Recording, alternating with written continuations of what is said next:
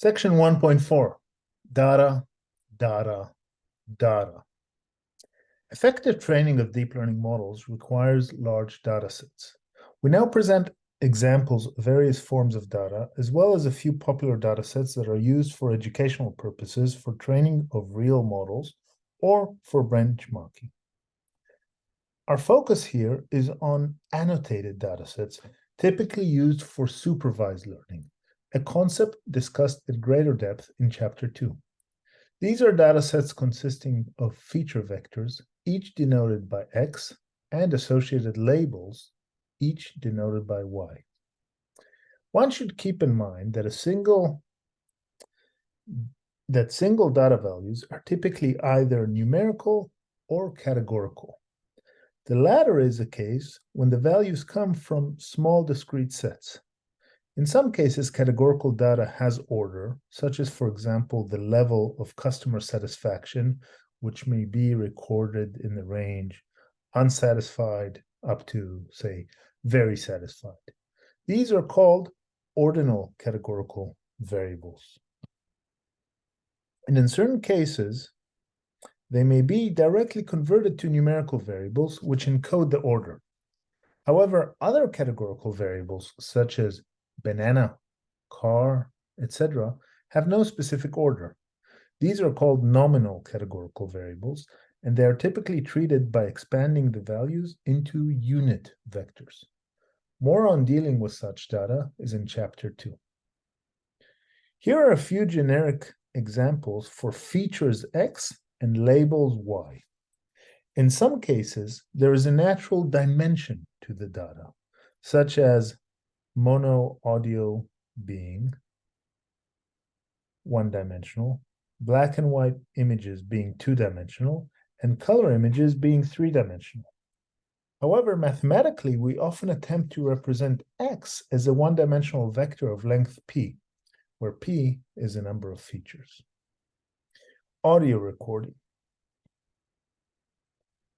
A simple representation of audio is the vector of amplitudes of the recording at regular intervals. For example, at 44,100 samples per second, as is common with high-quality audio. The amplitude can be a positive or negative number, sometimes defined over a finite range. Example, only 1 of 2 to the power 16, which is about 65,000 values, if each sample is 2 bytes. Hence, for example, in audio recording, taking a snapshot of music for 5 seconds will be a vector X, with P, the dimension of X, being 220,500 entries, features. An associated label Y, in case this music is audio, may be, for example, the genre of the music, such as jazz, hip-hop, etc. Another example. A monochrome image. Here, consider an image of P1 by P2 pixels, with each pixel signifying the intensity. Example, 0 is black and 255 or some other maximal value is white. We can consider the image as a P1 by P2 matrix, and the vector X of length P, which is the product of P1 and P2, as a vectorized form of the matrix, either a column major or row major representation of the matrix.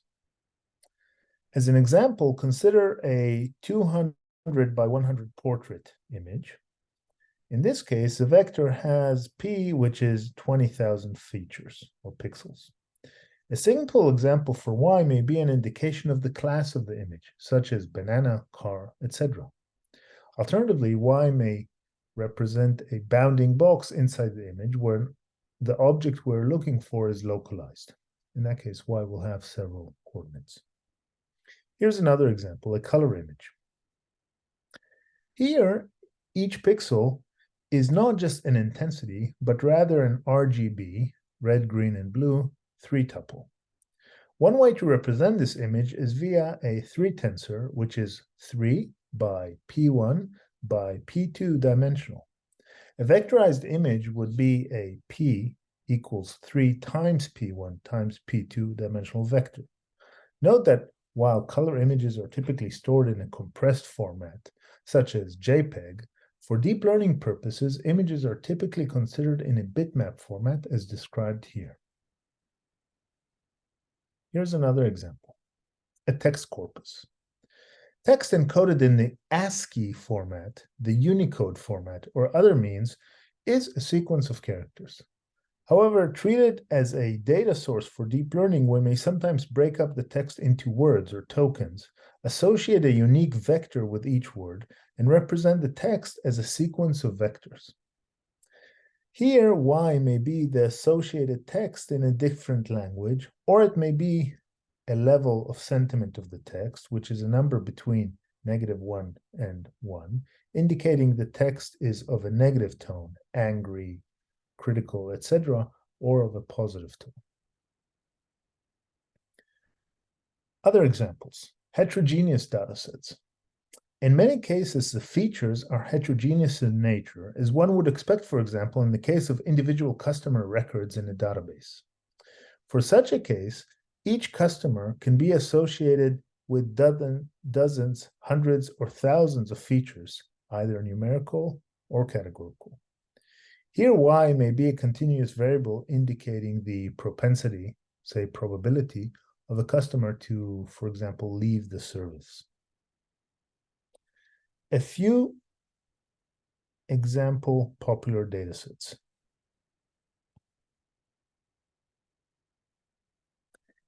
In most cases, datasets are created using a manual annotation process, where after the X's are collected, standardized, and cleaned, human annotators look at each X and assign the matching value to Y.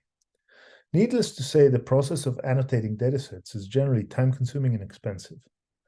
The deep learning revolution was sparked by the creation of a few large annotated datasets, and to date, the process of annotating datasets for new purposes is often a costly barrier for engaging in new deep learning ventures or research. We now list a few selected notable datasets that are likely to appear in elementary deep learning practical examples in research papers and are sometimes used professionally. See also figure 1.6. Of the examples which we list here, the ImageNet database is the most industrially applicable dataset, since many vision models are trained via the dataset and can then be ported to other models using transfer learning, a topic discussed in Chapter 8.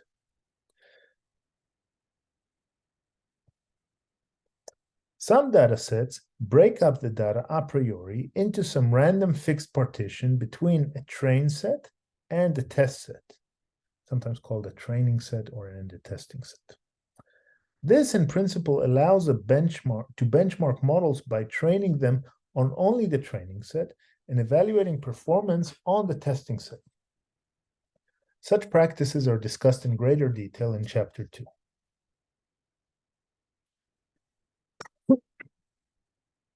MNIST digit images. Let's just look at the footnote 10. MNIST stands for Modified National Institute of Standards and Technology. That's Modified National Institutes of Standards and Technology. That's MNIST. So the MNIST digit images. One of the most basic machine learning datasets is the MNIST database. Each X is a 28 by 28 black and white image of a digit. And when vectorized, it is P equals 784 long vector. That's 28 by 28. Each label Y is an element from 0, 1, up to 9, indicating the digit.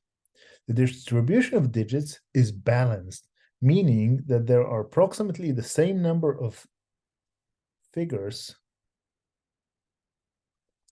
for or images, we should say, for each digit class. The dataset is broken into a train set comprised of 60,000 images and a test set with an additional 10,000 images. It is fair to say that this dataset does not have much industrial value, but is rather used for educational and academic purposes. Training a machine learning model to classify MNIST images is one of the most basic practice tasks one can consider. Further, many machine learning papers use MNIST to illustrate ideas and benchmarks. A similar dataset with the exact same characteristics is a fashion MNIST dataset, where the images and labels are shirt, shoe, etc. And the dimensions of the data are exactly like MNIST. The digit MNIST can be trained for over 99.8% accuracy with state-of-the-art models, yet fashion MNIST is slightly more challenging and can be trained to achieve around 96.5% accuracy. Here's another dataset, CIFAR 10 small color images. So CIFAR stands for Canadian Institute for Advanced Research. Similarly to MNIST, the CIFAR 10 dataset has small images, 32 by 32 pixels in this case, each broken up into 10 classes, namely airplane, frog, etc., as appearing in figure 16b. We'll see the figure shortly. However, here the images are in color, and hence P is 3 times 32 times 32, which is 3072. Here there are 50,000 train images and 10,000 test images, and like MNIST, this is a balanced dataset between classes.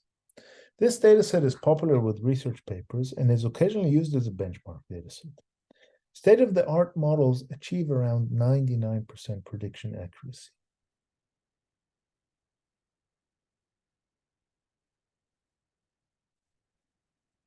ImageNet. The ImageNet database is undoubtedly the most popular dataset for deep learning benchmarking, as well as for industrial use in image analysis. It was created at the end of the first decade of the century and coupled with the associated ImageNet challenge. The challenge uses 1,000 non-overlapping image classes. ImageNet has nearly 15 million color images with varying resolutions and an average resolution of around 470 by 385. The images are labeled very specifically to more than 20,000 categories, where some images are also labeled with bounding boxes around objects. In 2012, the AlexNet deep learning model achieved a top 5 accuracy of nearly 85%, meaning that in 85% of the tested images, the correct label out of 1,000 labels is one of the top 5 predicted probabilities. See also figure 16c, where the top 5 label probabilities are presented for a few example images with the correct label marked in pink. More on top 5 accuracy and other performance measures is in chapter 2. By today, state-of-the-art performance for the top 5 accuracy is over 99%. For top 1 or absolute accuracy, state-of-the-art is just over 90%. So one more data set, IMDb movie reviews. So footnote 13, IMDb is short for Internet Movie Database. The database was made publicly available by the authors of paper 3. Whoops. We just jumped down a whole lot.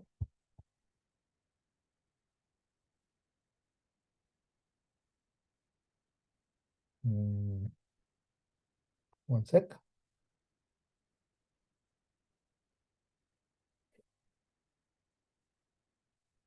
Okay.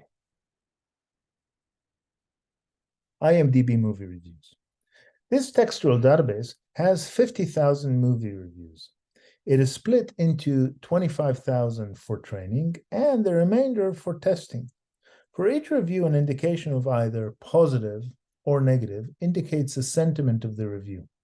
The typical task with such a dataset is to predict the sentiment for an unseen review.